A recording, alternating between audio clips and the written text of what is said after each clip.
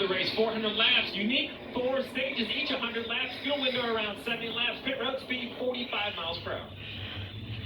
All right, we're going to talk to Christopher Bell. Christopher Bell's the guys in the booth. You got us? I do, got you good. Man, I know you want to win this race, but y'all needed to find a little bit of speed on the 1.5s. How was practice yesterday? Yeah, practice was interesting. It's been different than what we've had the last couple times. Last race in Kansas, I felt really good about how the car drove, and we were off on pace. So this week in Charlotte, it seemed like the pace was a little bit closer, but the balance was off. So I have no doubt that if we get this thing driving good, we're going to have a shot at it being contention at the end. Just how tough is this race? I know that corner you're in right now is really bumpy. Even under caution, it's really physical. Yeah, I don't know if you're looking at the camera or not, but it's definitely bouncing us around, and it's rough. These next-gen cars don't like the bumps, but that's what makes it so fun. Thanks for talking to us today. Good luck today. Thank you. Really look forward to watching Christopher Bell. Been so good lately, and on the balance of the year, and of course was able to take care of business in this race 1 year ago. This is what it's all about, NASCAR's longest night. And you see the comparison here. So difficult to put into words what it takes to be good in this race and the impact it has on everyone involved. I know that's hard to believe that you lose that much weight and that many calories, you burn that many calories. It's absolutely true. But look at this list of winners, Steve, that have won this race. 18 Hall of Famers, 19 Cup champions. Well, that's the key. And the key to this grueling test is that's what makes it so rewarding when you're able to win the test, right? Is that everybody knows it's the local race, it's the longest race. Everybody wants to make it happen here in Charlotte. Aerial coverage provided by Goodyear, celebrating the goodest day in motorsports with blips over Monaco, Indianapolis, and Charlotte.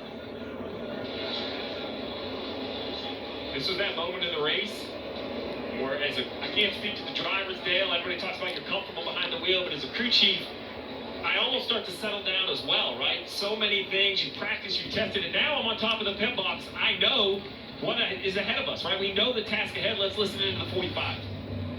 Take a moment to remember what this weekend and tomorrow is all about. Give thanks to the service members and their families, much like Sergeant McGee, that sacrificed everything for our freedom. So the only reason we're able to do this. Yes, sir. We'll do everything we can. Have a good night, and hopefully we'll take his family victory lane tonight. It's a crowd. Ready? We've got a sold-out crowd at Charlotte Motor Speedway. Welcome to NASCAR on Prime. NASCAR heading to pit road. It's go time in the Coca-Cola 600. Ready. Green flag is out. Boogity, boogity, boogity. Let's go racing in Charlotte 600.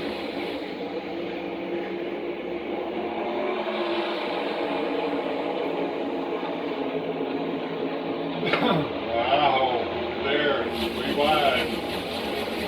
Briscoe gets the early jump on Larson as they come down the back straightaway. To the outside, he looks in turn 3 and 4. Look at Larson. Straight out of that Indy car, right into the stock car here in NASCAR, on the throttle. Gonna lead lap 1. Briscoe's gonna drag back by. Side drag down the front straightaway, a little bottom out, and this 19 car up the racetrack he goes. That's tight coming off of turn 2, side by side for the lead, down the back straightaway, lap 2. Big run here to the inside, 3 wide down into turn 3. Right on board Byron there, there you see to the inside. Briscoe lifting out of the gas a little bit, Byron's gonna clear. Felt the weight, goes to the inside. Here's William Byron taking over the top spot. He leads lap 2. And that move was William Byron's basically signature. As he has matured and Hendrick, he doesn't push a teammate 3 wide, thinking about himself as he should, to the front to lead the 600. Picking up where he left off yesterday. Dramatic ending in the Xfinity race. Byron wins it. His first victory here at his home track, and he's in charge right now with Larson behind him. Briscoe's trying to settle in here. And Busher trying to battle to the inside. He doesn't do it. Now Busher side by side down the front straightaway with a 42 and Nemechek. Nemechek's been really good over the last couple of weeks. A lot of excitement with his team. Not going to get the job done. He's going to push up off of 2 there. Slows Busher down. 3 wide, down the back straightaway. That 20 car Christopher Bell getting aggressive. aggressive and making moves down to the inside of the 4, Noah Gregson. Reddick running the wall already up at 3 and 4, trying to make time.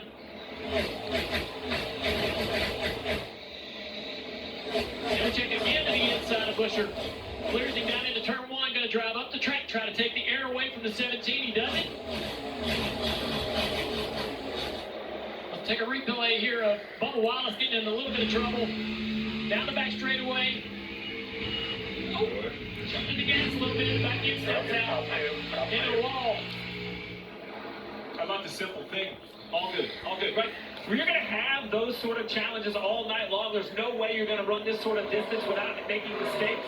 You've got to have that calming voice. A driver is in the boat by himself. Don't make him feel that way. Be on the radio. Let him know you're supporting. Let him know you're here on board with Christopher Bell. Big run. What's he going to do with it? Nowhere to go. But we're getting a really great look at Busher side drafting the corner of that 42 to be able to get to the inside. Down into 3 and clear off turn 4 of the 42. And then check back to the inside. What great racing between these two drivers.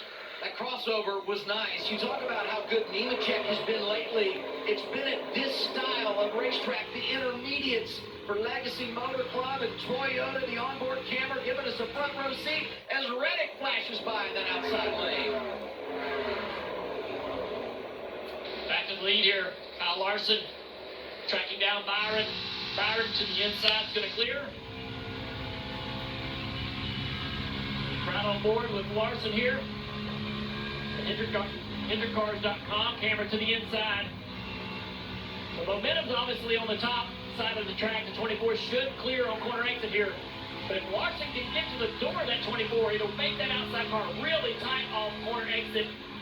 And Byron would then have to lift.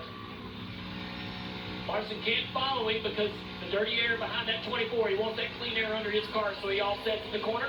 It just amazes me how quickly Kyle Larson gets acclimated to this stock car. I don't care if you jump into your wife's car at home. It takes you a little bit to figure out where the controls are, what you're doing, get the gear set right. He jumps in the stock car, 3 wide, battle for the lead on lap 1. Here he is trying to take the lead from his teammate. I've never seen any athlete with a shorter memory than Kyle Larson.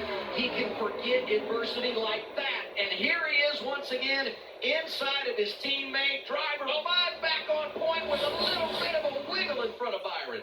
Got a little bit loose down on the bottom of the racetrack. Turn 3 and 4 very bumpy. We're going to see a lot of cars jumping out of control in that corner, getting sideways, losing the nose, bouncing up the racetrack.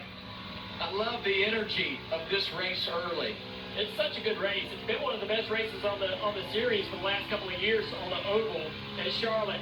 And this is wide, lots of grooves.